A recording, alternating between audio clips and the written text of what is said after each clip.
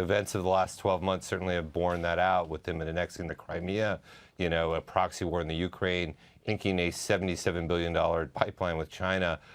He's a strong man. He's going to be in power at least until 2024.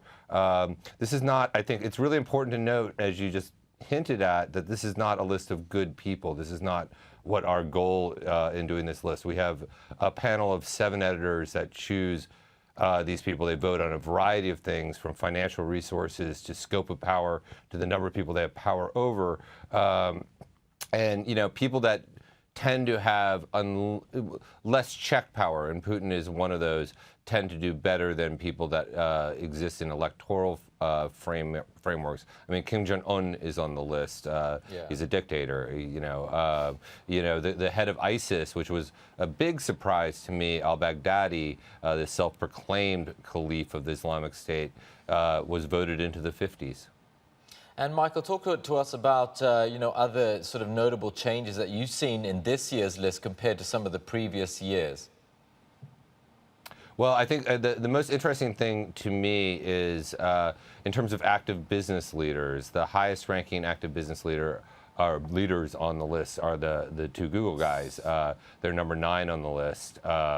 That's interesting. There are a lot of other, perhaps, people that you might say are more powerful CEOs, the CEO of Walmart, Tim Cook, the CEO of Apple. There's a bias, obviously, in our judges, because we have a bias towards entrepreneurship, for people that actually started things. Mm-hmm. And that brings me to my question. 72 people chosen out of a world population of 7.2 billion. How do you narrow down the list? What are the key criteria to get onto this list? Sure. So when we originally started this list, we were going to do 1 in a billion, but then it would only be 7 people. So we ended up doing 1 in 100 million.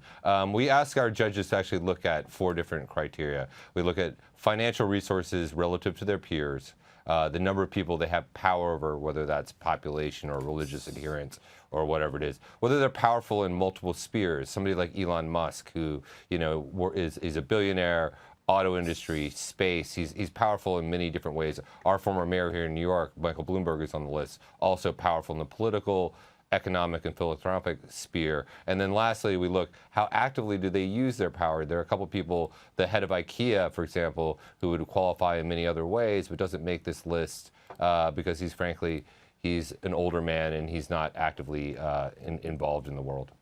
Jack Ma making it onto the list for the first time, Alibaba's of course, founder, and then we also had Tencent CEO. So what type of shift are you seeing in terms of representation from emerging market powers? So the list right now is, it's a little over a third American. That's about, I think it's 26 Americans on the list. China is number 2. If you include Hong Kong, I believe there are 8 or 9 Chinese on the list. It's interesting. China still has the most state bureaucrats on the list. There are 3. There's the head of the Sovereign Wealth Fund. There's Xi Jinping. There's his premier. But there are a lot of technology entrepreneurs coming out of China in particular that are making a real impact on the list. The highest ranking newcomer, however, is the new Indian Prime Minister, Modi. Just before you go, Michael, I was quite interested to see whether there's been any change in terms of gender representation, whether more women are actually making it to the most powerful list. Have you seen any changes there? So that's a really interesting question. In fact, there are 9 out of the 72 of the people are women. It's around 15% or so. I'm not going to do my math off the top of my head here. That hasn't changed. So you can look at this sort of as a half good, half bad thing. I mean, it's a global list. So in many parts of the world, women still do not have the same sort of opportunities to get into these positions of power. So I think 15 is not a bad showing, but obviously, we could do better.